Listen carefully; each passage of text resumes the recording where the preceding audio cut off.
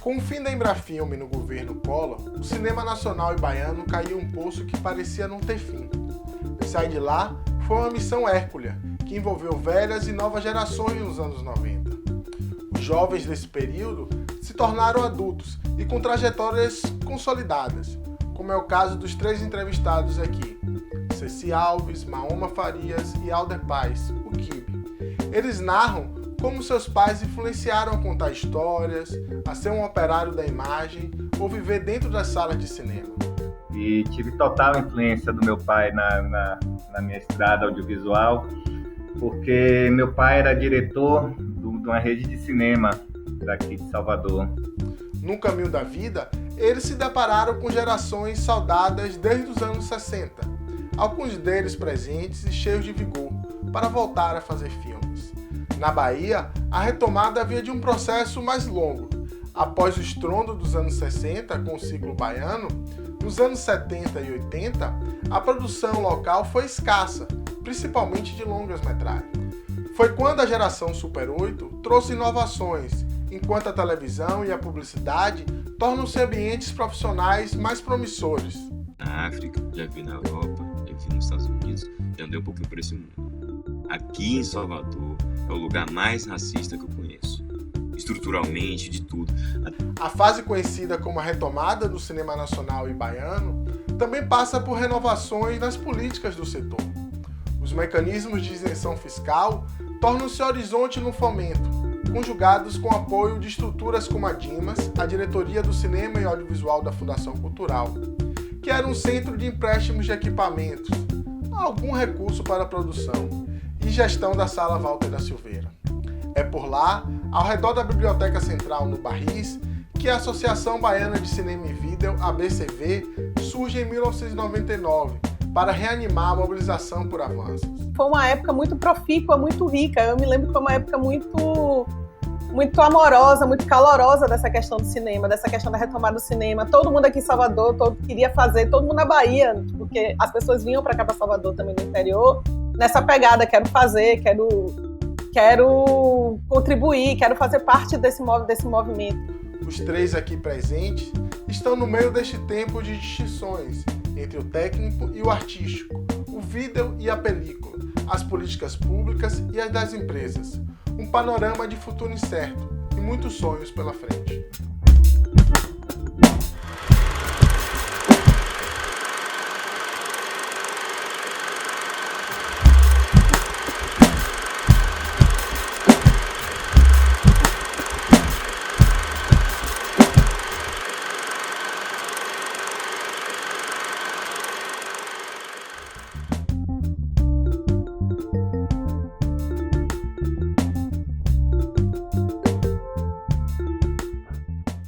Gente, isso é muito doido, assim, porque eu nasci contando histórias, eu sempre quis ser contadora de histórias.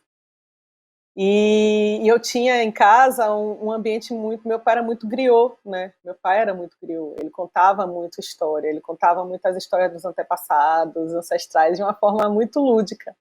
E aquilo me encantava muito, assim, por exemplo, quando faltava luz, a gente fazia teatro de sombras. Era muito, sei lá, essa coisa de contar história sempre incendiou a minha cabeça.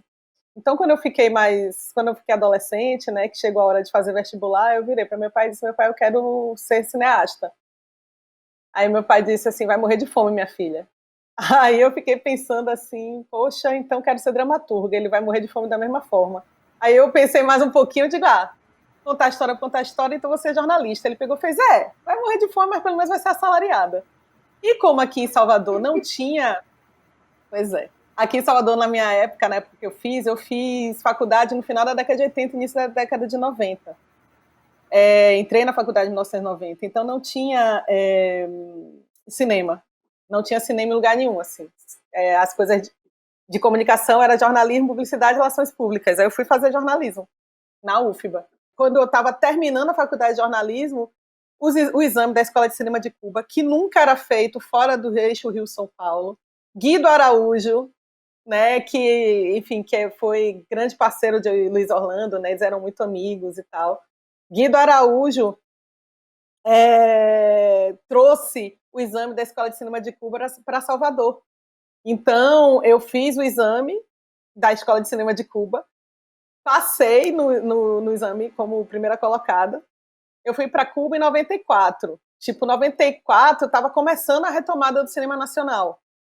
E aí eu volto para Salvador em 96, quando já estava tudo borbulhando.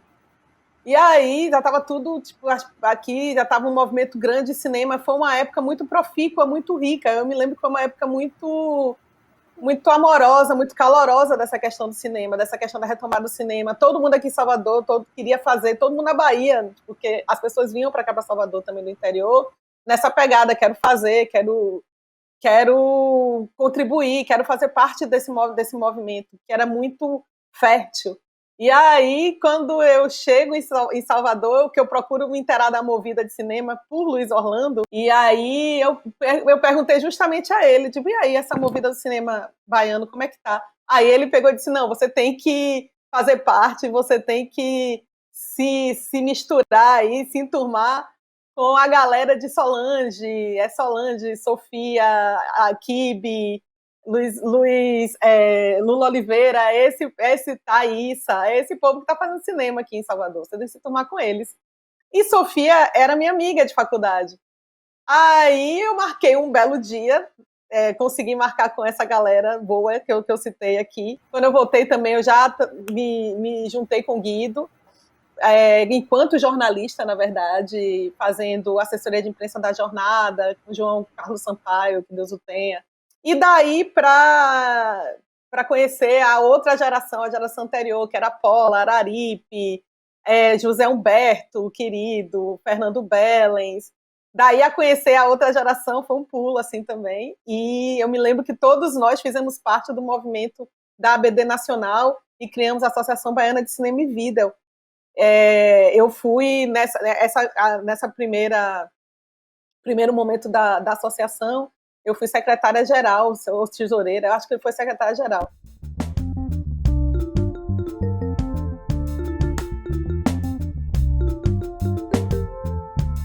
Bom, eu sou nascido e criado aqui em Salvador e tive total influência do meu pai na minha estrada audiovisual, porque meu pai era diretor de uma rede de cinema daqui de Salvador, né, da Arte Filmes na época. Se eu não me engano, era praticamente a única, que era responsável pelos cineartes, né? Quer dizer, o primeiro Cinebristo, que depois virou Cinearte, pelos cinemas antigos do Iguatemi e pelo antigo Cine Glauber Rocha e mais alguns outros cinemas aí do interior. E, na verdade, eu cresci nas salas de cinema, né? Então, eu lembro que eu era pequeno, assim, e às vezes, quando não tinha onde me deixar, assim, que minha mãe e meu pai trabalhava e minha mãe ia para a rua, eu ficava na sala de cinema, que a minha babá era o Lanterninha. Meu pai me botava na sala de cinema, falava lá pro Lanterninha, dá uma olhada ali nele, vê se está tudo bem. E eu passava tarde no cinema. Então, eu tive essa facilidade. Então, na verdade, eu desde criança, assim, e eu era um cinéfilo inveterado, via tudo. Inclusive porque eu não pagava, né? Então eu saía pulando de cinema em cinema a tarde toda.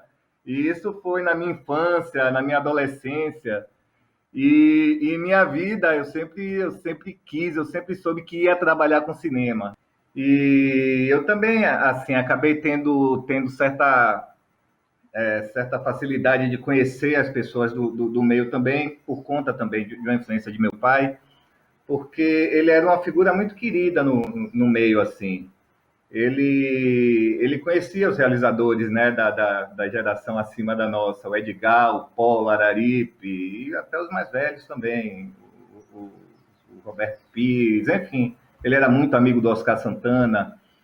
Teve um período que a lei do curta chegou a vigorar aqui no país, né, um tempinho, que meu pai, inclusive, tinha contato direto com os realizadores. Os realizadores iam lá em casa, deixavam lá os filmes lá para meu pai escolher lá qual era o filme que ele ia passar antes dos longas. Inclusive, o pai de Paula também era muito amigo de meu pai, né? Seu Ribeiro, porque o pai de Paula também era um exibidor. Enfim, eu tive essa influência. Meu pai também era apoiador da Jornada Baiana de Cinema. Ele também era amigo do Guido, enfim, do pessoal que organizava lá. É isso, em 97 eu ingressei na faculdade, aliás, não, 95. Aí tinha tanto a faculdade de jornalismo como a de publicidade. E eu acabei entrando nas duas, né? Na de jornalismo e na de publicidade. E, na verdade, na parte audiovisual, eu acabei adentrando mais pela parte da publicidade mesmo. Eu acabei trabalhando em comerciais, em VTs, enfim. Eu posso dizer que eu comecei também, acho que eu fiz uma oficina em 1997, uma oficina de realização de vídeo com a Mônica Simões. E foi, na verdade, quando eu tive meu primeiro trabalho como realizador, foi junto com um grupo, né? Foi eu, o Henrique Dantas, a Tarsila e mais alguns outros realizadores que não seguiram na carreira, que acabou ganhando alguns prêmios. Ganhou um prêmio na jornada de melhor realização baiana, ganhou um prêmio no antigo festival que existia aqui, que era o Festival Imagem e Movimento. E aí foi isso, é como de fato eu comecei a fazer cinema, né? A fazer audiovisual. Acho que também em 97, 98 teve posso dizer que um marco assim da minha geração em relação à produção de cinema, que foi o Três Histórias da Bahia, que foi o primeiro longa-metragem depois de 20 e tantos anos, né, justamente depois, pós-época da Embrafilme, a ser produzido aqui no estado. Mas o fato é que foi um filme feito com um orçamento muito baixo, e por isso eles optaram por uma equipe de jovens, né, de muitos estagiários, muitos jovens, né? Tinha os cabeças da equipe, né? E o restante da equipe era uma galera nova, que nunca tinha nenhum contato com a produção de cinema, né? Com aquele set de filmagem, com aquela coisa. E eu, na verdade, fui um desses jovens, né? E daí saiu também eu posso falar de alguns realizadores aqui que eu me lembro assim rapidamente, mas tipo o Lula Oliveira, Sofia Federico, o Henrique Dantas, enfim, a Solange trabalhou nesse, muitos técnicos também que começaram, a Thaísa, quer dizer, esse grupo que a Ceci falou, né, que é o pessoal da Fábrica de Imagens, na verdade todos vieram do Três Histórias da Bahia. E muitos outros jovens também que trabalharam no Três Histórias da Bahia, né, enfim, passaram a fazer cinema a partir daí. Depois do Três Histórias da Bahia, eu fui ser assistente do José Araripe, que na época fazia muita publicidade. Ele era professor da Católica, né, da Faculdade de Publicidade, e eu passei a ser assistente dele. Toda essa experiência técnica no sentido de set de filmagens, eu pude pegar também com essa coisa da publicidade, embora seja uma forma de produção peculiar, diferente do que é o cinema, mas eu pude pelo menos praticar bastante audiovisual. E aí é isso. Aí depois do Três Histórias da Bahia vieram outros longa-metragens, que eu acabei também entrando como assistente de direção, que foi Esses Moços, do Araripe, o Pau Brasil, do Fernando Bellens. Antes disso também ele tinha feito um curta, que eu também tinha sido assistente dele, o Pichain. Ou seja, eu virei um assistente de direção e trabalhei bastante. E faço isso até hoje. Até hoje eu posso dizer que é uma das funções que eu mais exerço enquanto profissional.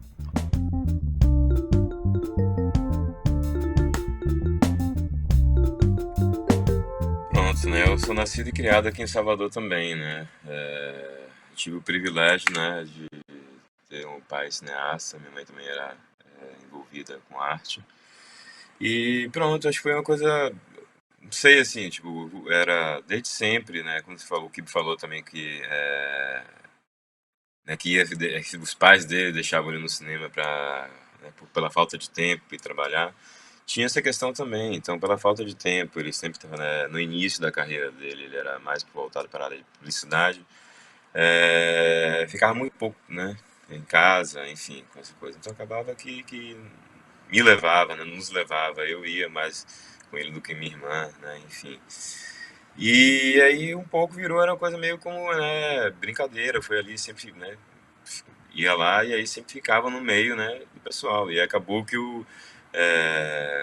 fui abraçado ou me interessei mais, não sei agora dizer o certo, pela equipe de câmera, né? Acho que aquela coisa assim, todo aquele, né, equipamento, né, aquela coisa assim toda, né, acho que chamava a minha atenção e eu sempre ficava lá e acabou que desde o início eu fui um operário do audiovisual, né? Por essa questão né, de estar ali sempre com a equipe de câmera, a minha contribuição no início, né, de vários projetos de ficção, de documentário, era essa, né? Eu fui um dos primeiros, um dos poucos assistentes de câmera de São Paulo.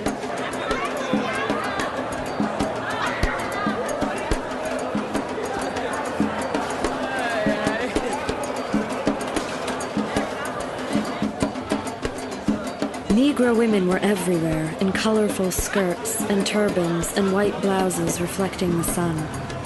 Usually, they were older women, powerful in appearance and self-confident, and keenly interested in the work at hand.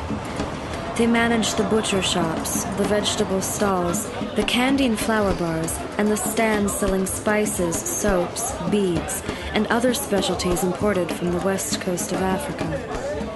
The trade with Africa had been going on since the loading of the first slave ship.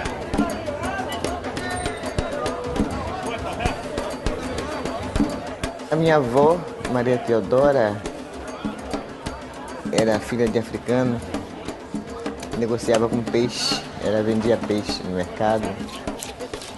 E esse peixe foi o que fez toda a fortuna dela, ela morreu. Uma negra morreu aos 60 anos, mas morreu rica, com muitos bens, joias, que era quase que a constante de todo negro liberto, que quando trabalhava juntava, fazia seu futuro.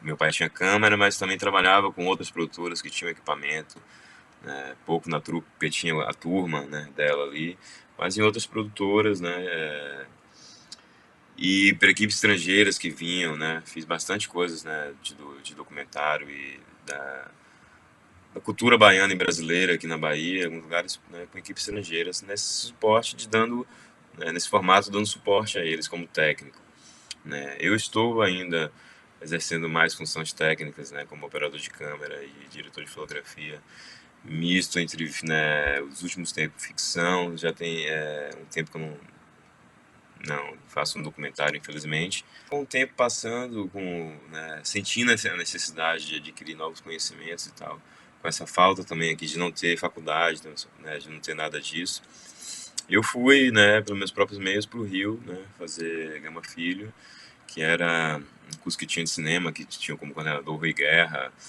né, Paulo Caldas, enfim, Paulo Rau, tinha uma série de professores que eram cineastas atuantes e eram das poucas cursos que tinham, né, e eu acho que não era nem nível superior, era tecnólogo, né, no caso.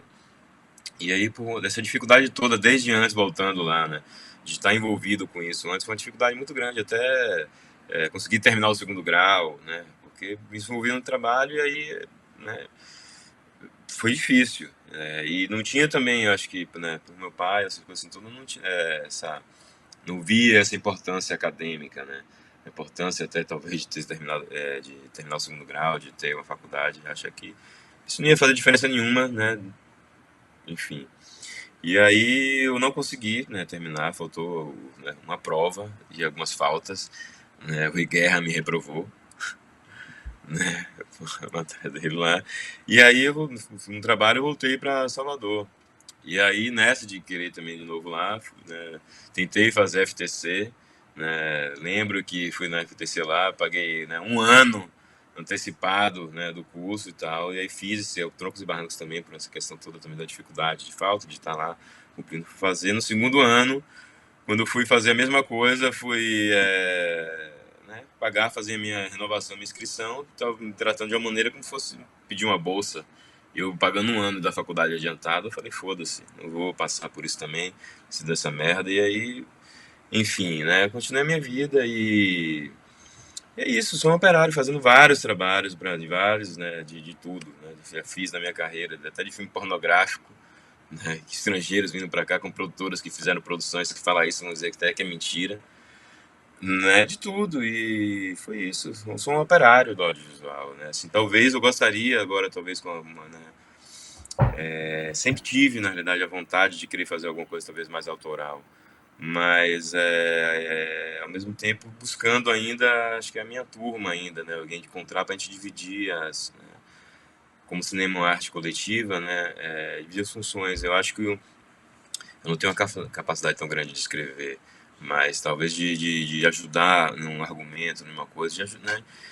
De poder encontrar minha turma e poder produzir, né, coisas mais autorais, assim, tipo, somando com tudo, né, produzindo, né, fotografando, dirigindo, mas não sendo a cabeça, né, em si. Acho que fazendo parte dessa árvore, né. Você estava falando sobre a questão das gerações anteriores e como isso influenciou Kibe e Ceci, né? Mas tinha essa sombra dos mais velhos, dos que vieram antes. Como isso é positivo? Isso gera angústia? Todo mundo quer ser um Glauber Rocha, um Edgar Navarro. Como isso permeia o dia a dia de vocês? É uma coisa mais positiva, obviamente, né, os ensinamentos, mas tem esse outro lado também? Talvez isso, essa influência toda, cara, assim, tipo, talvez tenha me dado uma travada, sabe, no sentido de por estar ali no meio de tantas pessoas, né, boas, né. Até hoje, assim, tudo que eu faço, pra mim, tipo, não é bom, sabe? Assim, desde o início era aquilo, assim, tipo... Eu acho que eu poderia ter brincado mais de cinema, sabe? Ter sido uma coisa mais leve, mas como eu acho que sempre eu me cobro muito, eu tinha muita vergonha disso, de errar, sabe? De não estar fazendo uma merda, sabe? Tá fazendo, né, merdas. E aí, nisso mais voltada a meio mais artístico mesmo, de talvez fazer uma coisa mais independente, dirigir, sei lá, escrever, né? Cineasta, essa coisa assim, todo mundo, assim, eu vejo tanto, sabe, minhas referências eram tantas que tudo que eu fazia eu achava que era muito distante deles, sabe, assim, muito ruim, muito distante disso, e acabou que sempre me travou, né, e ao mesmo tempo eram referências, né, de outros meios, né, de conseguir estar ali no meio realizando também, mas para mim particularmente sempre, talvez se não tivesse tido essa proximidade, assim, acho que talvez tivesse conseguido ter feito outras coisas, mas foi muito bom, né, estar ali com eles, eu ouvir, escutar, ver, né, é extraordinário ter tido essa oportunidade de em vida ter visto, né, alguns, ter tido a oportunidade de ter trabalhado com alguns deles, né, e levar o que foi de bom.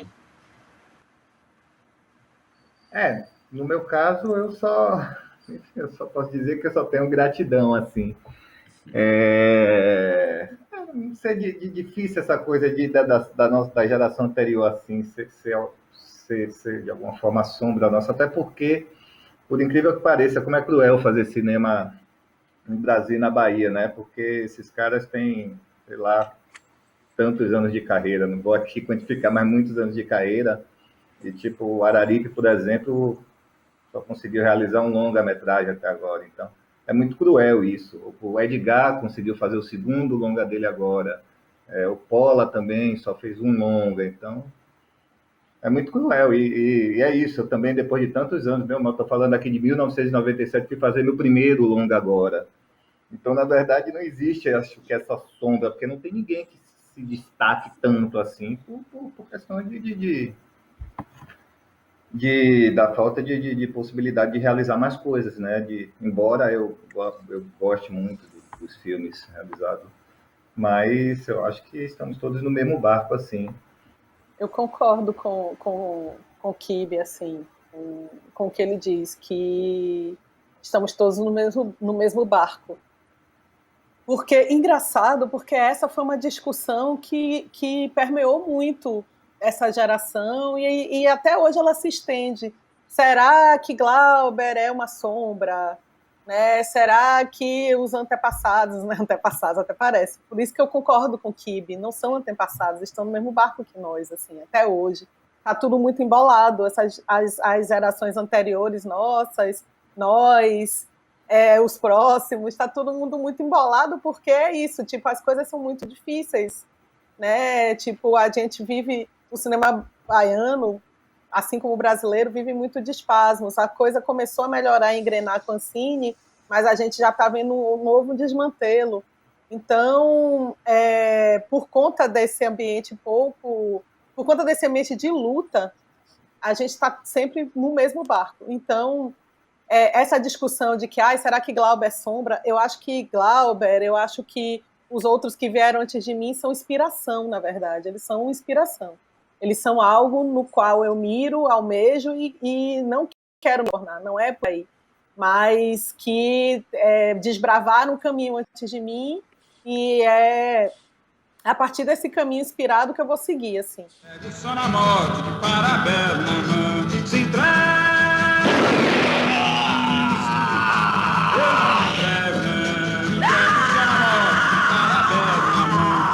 Mais fortes são os poderes do povo! Só raiar, mataram um turismo, balearam um dadá. Barreia, barreia, povo, barreia até só raiar. Mataram um turismo, balearam um dadá.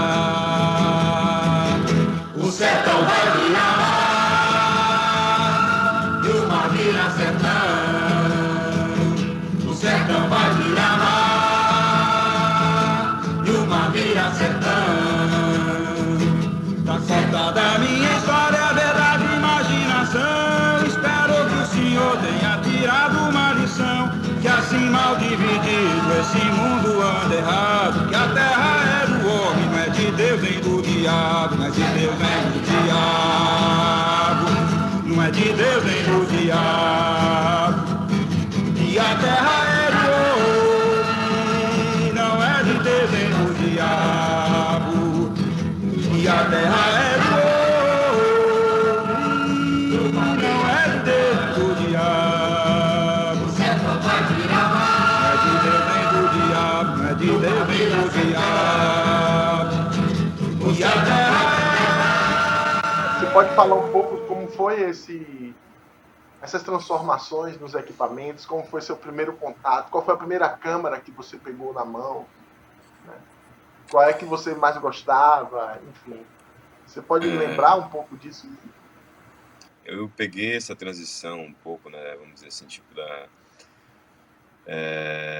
do vídeo, né, que era para televisão, né, do vídeo para tudo, e película, né, negativo, era uma coisa bem restrita mesmo a feitura, né, do cinema, né, e vamos dizer, ou de trabalhos que exigiam uma qualidade muito superior, né, porque a diferença do cinema e do vídeo é completamente diferente do que nós estamos hoje atualmente. E aí era isso, antes, né, no início, tudo, peguei as câmeras sem monitoração, né, as câmeras realmente antigas, né, a primeira câmera, vamos dizer, que meu pai teve, do qual eu cuidava, lidava, era uma câmera francesa, uma McLean IPR, que foi trazida para cá pelo René Persan, era um fotógrafo que tinha aqui, que contribuiu muito com a cinematografia baiana e brasileira. Se você falar assim, tipo, que câmera eu gostei mais, isso tudo aquilo, depende do trabalho que você for fazer. Se eu for fazer um documentário, eu adoraria que hoje eles tivessem ainda as 16mm, as Atons, né, MPR, as Eclairs, né, enfim, da vida, que são câmeras leves, pequenas, que estavam ali, né, que você não precisava de muita coisa. Né, mas aí uma longa-metragem é uma outra configuração, né, exige uma série de coisas, 10 vezes mais equipamentos. Já Ceci tem uma experiência com montadora, né? As ilhas de edição, a montagem. Então você pegou uma transição forte nisso. Pode falar um pouco sobre essa artesania aí da montagem, da edição? Eu comecei dando aula de montagem e edição, e sou professora de montagem e edição até hoje. E essa coisa da tecnologia, para mim, na montagem, mudou uma lógica de pensamento no cinema, na verdade. Porque ficou muito mais fácil. Porque antigamente, quando você errava alguma coisa, ou quando o diretor dizia... O Kibi tá rindo, acho que o Kibi passou por isso. Quando o diretor dizia, muda aí, não foi, Kibi? Quando o diretor dizia, muda aí essa sequência de lugar, não gostei desse corte, não. Você tinha que descolar tudo, desincronizar a porra toda. Desculpa o palavrão. Para depois você remontar, era um sacrifício, era um trabalho. Hoje em dia, não. O cara diz assim, não gostei, você só pipipi, 3 botõezinhos, pá, mouse, pá, foi. Então, mas apesar, assim, melhorou muito, né? Tipo, nosso trabalho melhorou exponencialmente, mas a lógica continua sendo a mesma. Tanto sim que a própria lógica do software, né? Que é aquela coisa timeline com 2 pistas, enfim, 2 pistas padrão. Com os cortes, com a tesourinha, não sei o quê, né? Tipo, a lógica da montagem em si continua a mesma da Moviola, eu acho, assim. Cara, nossa geração viveu um momento muito louco, né? Porque quando a gente começou a fazer, na verdade, olha só que loucura, existia o fazer cinema, que era em película, finalizado em película, e o fazer vídeo. Ou seja, vídeo não era cinema. Como assim? Que loucura é essa? Porque, na verdade... Eu bati boca uma vez no Festival de Minuto com isso, tipo assim, eu sou cineasta, eu fiz em película, e você, videomaker, tipo... Pois é. Inclusive, nos festivais tinha o concurso de filme e o concurso de vídeo. Quando eu fui para o Festival de Brasília, lá, eu levei lá minha lata de 35, lá, aquela chalaça curtinha, uma lata de 35. Aí tinha a categoria vídeo. Quer dizer, enfim, é uma loucura, porque tudo é audiovisual. É questão de suporte de captação. Uns capta de um jeito, outros de outro, um melhor, outro pior. Um que precisa de uma estrutura de equipe melhor, né? Que tem, enfim, um equipamento mais complexo, e lentes e tal. Mas, na verdade, são suportes de captação, né? O audiovisual, a linguagem é uma só, que é o audiovisual. Ceci, Doido Lelé foi um filme marcante, né? E eu vejo você participando de desenvolvimentos de roteiro, de projetos, dando aula, trabalhando em TV, enfim. Talvez seja uma das carreiras mais múltiplas e intensas que a gente tem na Bahia, né? Uma das pessoas que mais está envolvida nas coisas. E você pode falar um pouco dos seus filmes, das suas obras mais queridas e das que estão por vir e tocam mais seu coração? Menino, tipo, Doido Lelé eu fiz. Doido Lelé é bem Exu, assim, porque eu fiz ele em 2007. Não, 2009 eu lancei, mas eu ganhei o edital dele em 2006, aí filmei ele entre 2007 e 2008 e lancei ele em 2009 no Seminário Internacional de Cinema lá no TCA, que foi uma coisa... Nossa, acho que foi uma das maiores emoções da minha vida, assim.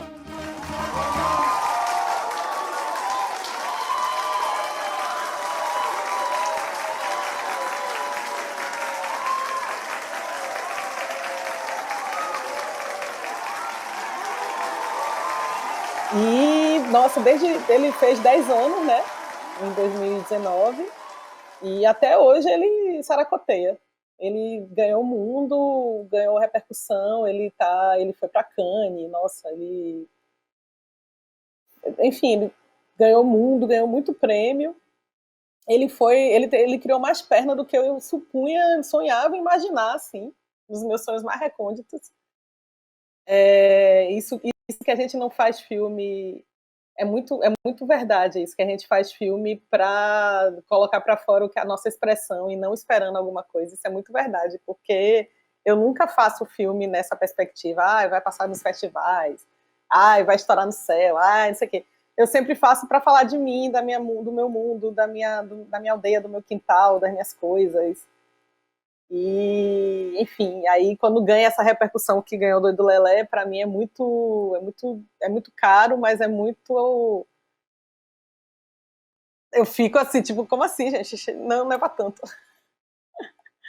Mas Doido Lelé tem essa trajetória linda, e depois eu fiz mais 2 curtas, que foi o Da Alegria do Mar de Outras Coisas, que é um curta que tem a temática LGBT. Uma gaivota, ferina como a leoa. Tranquila e pacificadora, mas ao mesmo tempo irreverente e revolucionária. Você sabe nadar? Parar de dizer não tenho tempo pra vida. E também fez uma carreira extensa também, até hoje ainda reverbera. Ele foi feito em 2012, ele foi lançado em 2012, quando ele... E assim, tem uma coisa engraçada ainda, alegria, porque ele foi lançado numa época que nem tem tanto tempo assim, né? Ele foi lançado vai ser 9 anos. Esse ano ele faz 9 anos, ou seja, não tem nem 10 anos, e ele foi lançado numa época que a gente já estava discutindo, a gente ainda discutia violência contra a população trans, travesti trans, mas a gente estava discutindo isso de um outro viés, em outro prisma. Mas, e assim, eu já não queria considerar ele um filme necessário, porque ele discutia sobre violência, e eu acho que naquela época, a partir daquela época, tinha que se discutir outras pautas, tinha que se discutir o amor e tal, e não continuar discutindo violência. Mas a gente sofreu um retrocesso tão grande aí, né, político-social-econômico, a gente sofreu um retrocesso tão grande nas pautas que ele, infelizmente, voltou a ser necessário. Ele voltou a ser um filme que precisa ser visto porque discute justamente a violência, a intolerância, a transfobia, né? A LGBTfobia, desculpa. E depois eu fiz O Velho Rei com Antônio Pitanga, que foi um filme de guerrilha, assim, tipo, eu queria filmar, era uma história que eu queria filmar, era uma história também em homenagem ao meu pai. E aí foi o primeiro curta que eu escrevi, mas foi a último curta que eu filmei. Esse não é lindo.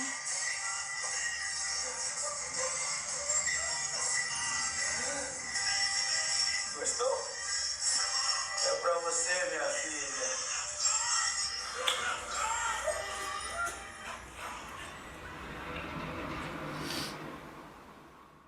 Ele foi lançado em 2013.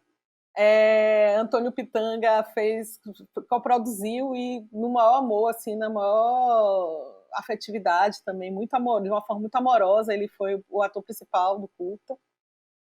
E esse curta também até hoje faz carreira. Eu acho que curtas são cartões postais para o mundo, né? Eu, apesar de ser cineasta, de estar desenvolvendo meus longas, de estar envolvida com várias coisas, eu sempre vou ser curta-metragista, assim, o curta-metragem sempre eu nunca vou deixar de fazer curta-metragem, igual a Sérgio Machado, assim, Sérgio Machado diz isso também, né, porque ele começou em Três Histórias da Bahia fazendo curta-metragem do Rei Momo, né, Agora é Cinza. E ele, sempre que pode, ele faz curta-metragem também. Eu acho que, de repente, eu vou começar falando de um filme que foi antes do Cães, que foi o Pênalti. Porque, assim, o Pênalti foi um trabalho muito importante, assim, enfim, pelo menos para alguns profissionais que estavam querendo começar cinema na época, pelo menos as pessoas que estavam mais envolvidas comigo, assim. Pau, ímpar. Jorge. Eu me lembro, eu acho que foi talvez o primeiro trabalho na época, da minha geração pelo menos, que a gente buscou fazer isso, quer dizer, departamentalizar as equipes, né? Ou seja, a gente usou nossa experiência no Três Histórias da Bahia e em algumas oficinas que a gente tinha feito. Bota pra fuder domingo, hein? Vamos lá!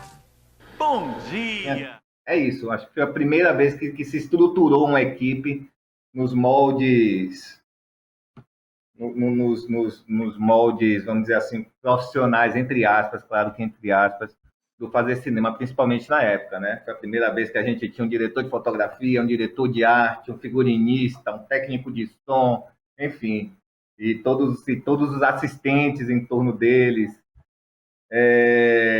Esse filme, O Pênalti, se eu não me engano, foi de 2002, que foi uma ficção, né? Foi um filme de ficção,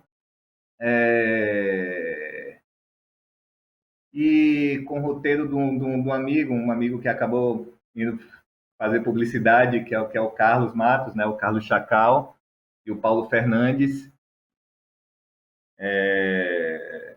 Eles me deram esse roteiro, então a gente juntou uma equipe. Aí eu lembro que a Solange foi a produtora executiva, a Sofia e o Leonardo Meirelles foram meus assistentes. Aí o Henrique Dantas fez a direção de arte, o Pedrinho fez a fotografia, enfim, teve toda A gente movimentou bastante a turma daquela época que estava a fim de fazer cinema. Talvez tenha sido a primeira experiência nesse sentido. Esse filme chegou a ganhar alguns prêmios. Ele ganhou um prêmio no Maranhão, no Guarnicê, ganhou um prêmio no Piauí, acho que ganhou um prêmio em Belém também. Enfim, correu alguns festivais. Aí depois disso eu fui ter minha primeira, minha segunda, vamos dizer assim, direção nesses moldes de fazer cinema dessa forma, que foi justamente com Cães. Então, o Cães, ele na verdade, num trabalho de locação que a gente estava fazendo para o curta-metragem Cega Seca, da Sofia. Eu assistente de direção do Cega Seca e o Moacir era o diretor de arte. E a gente andando. Você era o assistente de câmera, pode crer. Grande Mahoma estava lá na equipe de seu Antônio Luiz. E a gente fazendo essas locações, a gente naqueles embriados lá no meio do sertão, a gente achou aquele caminho lá, que é um caminho, assim, que é tipo um túnel, né, de caatinga. E aquilo inspirou a gente. Aí o Moacir lembrou de um conto do Juan Rulfo, que é um baita escritor e fotógrafo mexicano, se não me engano, do final dos anos 60, não tenho certeza agora. Mas, enfim, foi um dos escritores que inspirou o realismo fantástico, né? Eu não cheguei até aqui para desistir, a gente deve estar perto. Tá doendo muito. Quero água. Agora só tem pedra e areia, Inácio. Pedra e areia. Pedra e areia. Da América Latina. E aí o nome do conto, se eu não me engano, enfim, eu não tenho esse nome agora. Por que os cachorros... Enfim, tem alguma coisa a ver com latidos de cães. Por que os cachorros ladram? Por que os caninos ladram? Algo assim, eu não lembro direito o título do conto. Ainda mais em espanhol. Isso, foi um filme rodado e finalizado em película. Como eu disse, na época era caríssimo a gente conseguir fazer isso, mas a gente conseguiu ganhar aí o edital da Petrobras e captar alguns recursos, enfim. E o filme também teve uma boa carreira em festivais, deu bastante prêmios. O principal dele foi o de Brasília, foi o prêmio especial da crítica de Brasília. Mas também ganhou diversos prêmios aí, Brasil afora, chegou a ser exibido em festivais fora do país também. Enfim, é um filme que eu gosto muito, tenho muito orgulho. Isso foi, se eu não me engano, o Cães é de 2002, eu acho. Não, é um pouquinho depois, 2008. O Cães é de 2008. Mahoma, fale assim, os trabalhos que você mais gostou de fazer, o que é que você sente sua marca mais assim nos trabalhos, né? E pronto, um dos trabalhos que eu fiz ultimamente, né? Já tem até uns 3 anos, eu acho, que foi um documentário com a Mangueira, o último samba, o próximo samba. Que é isso, foi um documentário que a gente levou 1 ano para ser feito, né? E pronto, acho que foi uma coisa prazerosa de contar uma história, de uma coisa que eu jamais imaginei que fosse fazer, né? Que era envolver com essas coisas de escola de samba, de estar 1 ano inteiro lá lá envolvido com eles, no estaleiro onde eles fazem os carros alegóricos, desde o início da captação de como que se faz um samba enredo, né, de todo o concurso que tem, a escolha, e depois da escolha como é que se faz, né, o roteiro propriamente dito, né, de você poder contar aquela história toda. E foi um trabalho muito interessante, um trabalho assim que foi feito na guerrilha, né, mas que só provou que é possível se fazer, né, mesmo sem grana. Né, bastando ter uma estrutura minimamente e pessoas envolvidas. 50 anos de carreira para ser enredo. Inacreditável, eu falei, isso só pode ser destino. É minha paixão por ela e ela me chamar para homenagear. Você tem uma vasta experiência profissional, Sim. Né? Tem inclusive selos internacionais que credenciam o seu trabalho. Há uma diferença entre pessoas brancas e negras com a mesma bagagem profissional que a sua no mercado de trabalho? O lugar mais racista que eu conheci na minha vida é aqui em Salvador. Eu já vi na África, já vi na Europa, já vi nos Estados Unidos, já andei um pouquinho por esse mundo. Aqui em Salvador é o lugar mais racista que eu conheço. Estruturalmente, de tudo. Até principalmente do negro com negro. Porque quem vai lhe barrar na porta de um restaurante de qualquer coisa não é um branco, é um negro. Porque ele não está acostumado a ver você ser daquele carrão ou de um jeito lá. É o quê? Ele é um jogador de futebol, ele é um artista, que ele nunca vai pensar que ele é um advogado, um médico, isso, aquilo, outro, porque ele nunca viu. Sabe assim? Então, tipo, e a nível da nossa, né, cinematograficamente falando, hoje em dia já tem essa acessibilidade de um monte de mulheres, de negros, isso estão se permitindo por conta da coisa do advento digital e da resistência, da resistência, da militância. Então, né, o negro está buscando o seu lugar, né, o seu papel e buscando o seu lugar, né, na sociedade. Mesmo que seja trancos e barrancos, nós estamos buscando nosso espaço de afirmação. Esse racismo estrutural sempre existiu. E no caso do mercadão mesmo, do mercado, enfim, da publicidade, da televisão, ou seja, do mercado, do entretenimento, isso se acentua ainda mais, né? Porque por mais que não seja uma coisa declarada, existem padrões sociais, comportamentais e estéticos. Esses estéticos aí é que essa coisa, né, que eu sinto muitas vezes é que se você tem uma gama de profissionais para escolher, isso eu estou dizendo de enfim, um pouco mais atrás, tipo de meados dos anos 90, um pouquinho mais para cá, para o início dos anos 2000. Em alguns momentos, por exemplo, eu percebi que eu era preterido em alguns trabalhos por meu padrão estético comportamental, quer dizer, de comportamento, de que não seguia um padrão que o mercado exigia como legal de ter, a forma que você se relaciona, os seus amigos, a forma como você se veste, como você... isso eu percebi muito no princípio final dos anos 90. E é isso, eu acho que cada vez mais o negro vem se apoderando, vem buscando seu espaço, vem realizando. Mas, enfim, ainda assim, eu acho que a gente ainda tem que evoluir muito.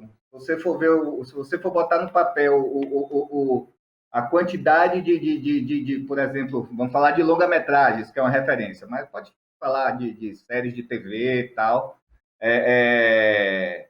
O universo de realizadores, de profissionais que encabeçam as equipes ainda é muito pequeno em relação aos brancos. Eu, não, assim, tipo, o único lugar que eu sofri mais racismo do que em Salvador, falando um pouco do que Maluma está falando, foi na Argentina, que é reconhecidamente um lugar onde isso, né, onde o racismo é de fato arraigado, está na ordem do dia. Eu acho Salvador extremamente racista, realmente. Mas eu acho que por ter esse racismo, aí por isso que eu disse que é um mashup com Kibe. Por ter esse racismo, eu acho que o grito está vindo daqui, assim. O grito contra isso está vindo daqui. E eu fico sempre me perguntando, é uma pergunta que eu me faço e que eu sempre convido todos os outros irmãos de cor a fazerem, assim. Irmãos, irmãs. Onde eu estaria, eu sempre faço essa pergunta, onde eu estaria se eu fosse um homem branco? É isso. Muito agradecido ao convite, ao tempo disponível, às intempéries tecnológicas que a gente conseguiu manejar, né? Causa desconforto, falar, a internet caia, mas eu acho que a gente conseguiu fazer um registro bem bonito, né? Um registro que não é só... Tem uma coisa de Guerreiro Ramos que eu gosto dele, ele é de Santa Amaro, né? Mas fez carreira fora da Bahia. Ele disse que quando o Brasil se reconhecer enquanto negro, ele vai ser mais Brasil, né? E o cinema feito na Bahia também. Então, as trajetórias de vocês, as falas de vocês não são apenas... A gente não pode restringir ao ser negro, mas o ser baiano e o ser brasileiro também, né? Então, a gente vai descobrindo um pouco mais dessa trajetória do cinema na Bahia, e os depoimentos de vocês fortalecem muito isso. Acho que são registros para a vida toda, né? Para futuros pesquisadores, para estudantes, né? Para cineastas que queiram pesquisar, fazer filmes, né? Então essa websérie tem esse papel de recontar a história, e o Museu Digital também, né? Contar essas histórias a partir de outras pessoas, né? E isso não vai diminuir ou apagar as outras histórias, vai torná-las mais fortes ainda, né? Falar do cinema novo, falar do cinema na Bahia, ou da retomada, com os depoimentos de vocês, torna esses períodos ainda mais fortes, né? E acho que é isso que a gente conseguiu um pouco fazer hoje aqui. Eu fico muito feliz, agradecido pelo acolhimento de vocês.